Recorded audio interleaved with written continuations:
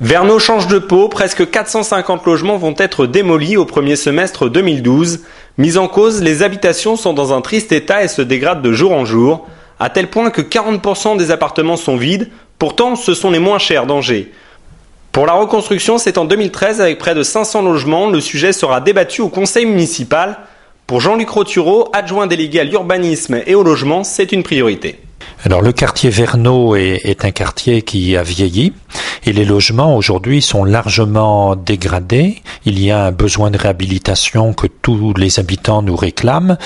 Et on a aussi une vacance, c'est-à-dire qu'il y a beaucoup de logements vides. On a sur les logements collectifs près de 40% de logements vides, ce qui est quand même pas trop acceptable. Et puis on a ces gens qui veulent partir, on en a un tiers en gros qui nous demandent de partir, donc on voit bien qu'il faut intervenir sur ce quartier.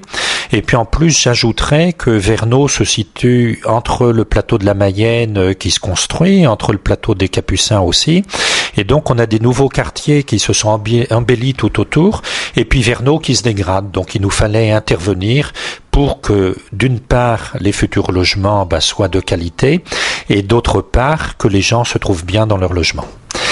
Oui, alors les gens s'inquiètent et c'est bien légitime parce que beaucoup vivent ici depuis très longtemps, payent des loyers pas chers, donc on va faire un accompagnement des familles, c'est-à-dire qu'on va mettre en place des systèmes où on va avoir du personnel qui ne fera que ça, qui s'occupera que du relogement de ces personnes et on accompagnera chaque ménage en fonction de la situation de chacun.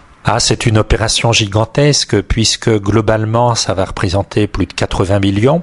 Sur ces 80 millions, ça va coûter autour de 8 millions pour la ville. 7 millions qu'on a obtenus de l'Agence nationale de rénovation urbaine et on en est très heureux.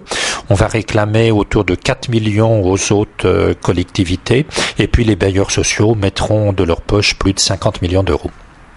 Angers se bouge auprès des publics en difficulté. Frédéric Béatz, adjoint délégué à la politique de la ville, nous présente les actions réalisées. Oui, nous avons lancé des dispositifs nouveaux pour justement accompagner, répondre à ces difficultés. Donc Job d'hiver, qui a permis à une centaine de jeunes d'Angers d'avoir souvent leur première ligne sur le CV et d'accéder à un premier emploi. Donc c'est un dispositif qu'on va développer encore l'année prochaine. C'est aussi les filets solidaires qui ont été développés pour le CCAS avec les jardins de Cocagne, de façon à la fois offrir une nouvelle aide alimentaire, mais aussi à développer de la solidarité dans les quartiers. Bref, il y a foison d'actions nouvelles qui ont été développées depuis 2008. Nous avons la possibilité de voir que nos moyens répondent bien aux questions qui peuvent se poser, aux enjeux.